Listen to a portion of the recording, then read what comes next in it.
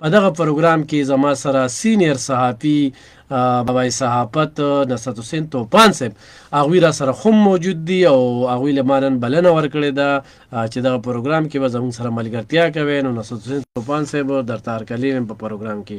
ډېره مننه الف خان بهی ستاسو او د ریډیو دلبر د پورو ټیم. ډېره زیاته مننه. ګران اردوونکو، ننني پروګرام کې به موږ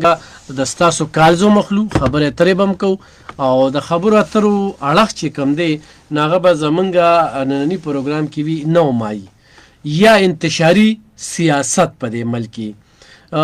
لکه موږ هم په دې ملک اوسېدونکي یو چې دا ملک نو موږ به یو، چې دا ملک نه وي نو موږ به نه یو. ولې چې د دې نور مثالونه چې کوم دی نو زموږ ته د نورو ملکونو هغه مخامخ دي. نو په دې اغله باندې آرمي چیف صاحب په دسخطۍ باندې یو 19 کسان چې کم دي نو هغه رخا کړي شو. د دغه نه مخکې پاکستان تحریک انصاف چې کم دي نو د دې نه انکار یو چې یاره دا منګ نه دي کړي، دا انتشاریان دي بلکې دا پوچ کړي دي. نو بیا چې کله هغه کسانو رخایو شوله نو د هغوی هغه ویډیوګانې او هغوی سره خوا کې به یې ورسره ښودله چې دا په دې جرم کې ګیر دی. هغه ویډیو هم چې چا به د شهیدانو مجسمې اوچتې کړې وې، څوک په ټینکونو باندې ورتلل، څوک د کور کمانډر په کور باندې ورتلل، څوک په ریډیو پاکستان باندې ورتلل، چا د کرنل شیرخان په مزار باندې توړ پوړ کړو. نو باقاعده هغه کم کمې چې رخا کړو نو ټولو سره دغه ویډیوګانې ورکړې وې. خو چې څنګه هغه رخا شو نو دلته وزیر اعلی خیبر پښتونخوا خپلې ډیرې ته سیم خوست ته روبلل، هلته یې وله چای وکړل، هلته یې ورته سیرې واچولې، هلته یې ډېر والخانه استقبال چې کوم دی نو د هغوی وکړو. نو په دې باندې به خبرې اترې کوو. دې سره سره دا سیول نافرمانۍ کال خوم روان دی. داسې مسافر وي چې هغوی مونږ ته کال وکړي چې دغه یاره سیول نافرمانۍ سره تاسو اړیکه ټینګه ساتئ او که نه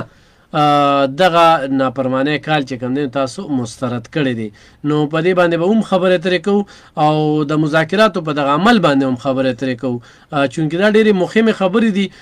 نورې خبرې دلته کې چې کوم دی هغه موږ غیر ضروري په دې ګڼو،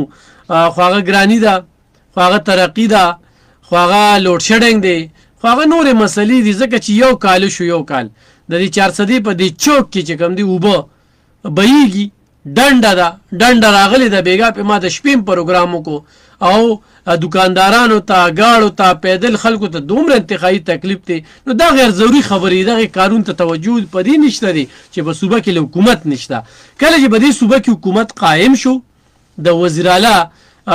خپل طرف ته پام شو، د صوبې او د اقام ته پام شو او یا ته د اقام وغوښتل، ویې ته پوښتل چې مونږ خو دا ووټ چې کوم دی نو رخایې سره سره ترقۍ له خوم ورکړی دی. چونکې چا چې ووټ ورکړی دلته کې 5 پیګان دي، 2 مینګان دي، هغوی خو خوشحاله دي، خو مطمئن دي، ځکه چې هغوی وایي چې موږ له قوم چې کوم دی نو په رخایې باندې ووټ راکړی دی. اوس دغه رخایې کې هغوی څونه کردار ادا کړه، په دغه احتجاجي جلوسونو کې هغوی څونه کردار ادا کړه. زه خو نه ګڼم ځکه چې کارکون پکې گرفتار شو، کارکن پکې ووجلی شو،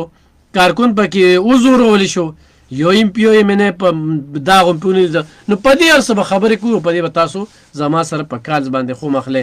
نصرت حسین توپان صاحب د ټولو مخکې په دغه 9 مای په دغه واقعه باندې خبرې اترې کوو، بیا په دغه رخایه باندې خبرې اترې کوو. څه به وایې تاسو؟ الف خان بهی ډېره مننه. الف خان بهی 9 مای واقعه چې کومه ده نو 9 مای دا په غون پاکستان اټیکو، دا په ریاست اټیکو او بعضې دغه کم ملګري چې کوم دي یا دغه کم سیاسي جماعت دي، خصوصا د پی ټي آی یاد کوم چې لکه هغوی دوی ته احتجاج وي، خو دا سیاسي احتجاج نو، دا سیاسي دهشتګردي وه. ځکه چې کله ته ریاست سره جنګ کې، کله ته مطلب دا دی د هغې نه اډوانس وی چې ټوپک راوالو، کوتک راوالو، که چا یو ګولۍ وچلوله 10 ګولۍ به چالو، که چا یو ډب راکړه 10 ډبه به ورکوو. نو دا ریاست چلنج کول دي. ښه بیا دغه کوم ځایونه چې کوم دي چې په کوم مطلب دا دی دغه زمونږ طرف ته واضح هدایات دي، بلکې آیني دغه هم دوی ته دغه چې تا ته یې لیکلي باقاعده علاقه ممنوع. نو دغلته ته قانونا نشي تللی، نه دا ستا رایټس دی.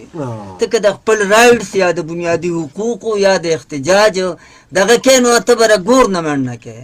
د ګورنمنټ د یوې ادارې نه دغه نه به نه کوې چې د هغه پکې څه کار نشته. که فرض کوي نو ته ګورنمنټ دې ته مجبور کړه چې هغه اداره کښېنوي دې ته چې مذاکرات وشي یا څه خبرې اترې وي چې هغه وشي. خو الف خان بهی 9 مای داسې یو واقعه شوې ده زه یم چې دا هر سیاسي جماعت کړي یوازې پی ټي آی نه او نو زمونږ د بده مرغه په پاکستان کې د عدالتونو صورتحال همداسې دی عام عدالتونه چې کوم دي که نه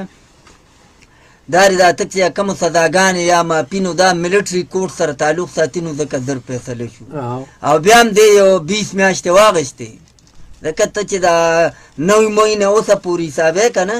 نو تقریبا د 20 میاشتو په دسمبر کې 20 میاشت پوره کېږي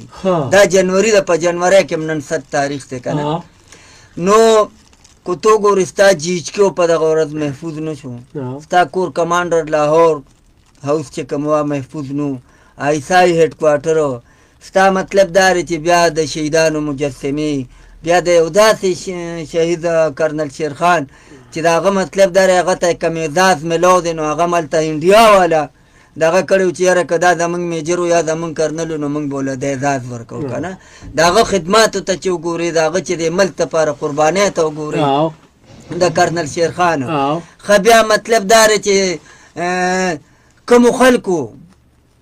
د پاکستان د دفاع لپاره د دې ملک د ازادۍ لپاره د هغې خلکو مجسمو سره تاسو څه وکړل هغه یادګاري جزونه کوم چې ولاړو هغې سره دې خلکو څه وکړل ښه ته بیا پاکستان ریډیو چې یو تاریخي اثاثره هغې سره څه شو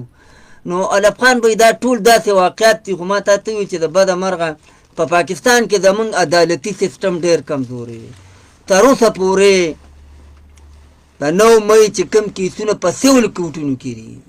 که هغه ایټیس کوټ دي نو هم سیول کوټ دي تر اوسه پورې سزاګانې نه میلاو شي یو دغه ته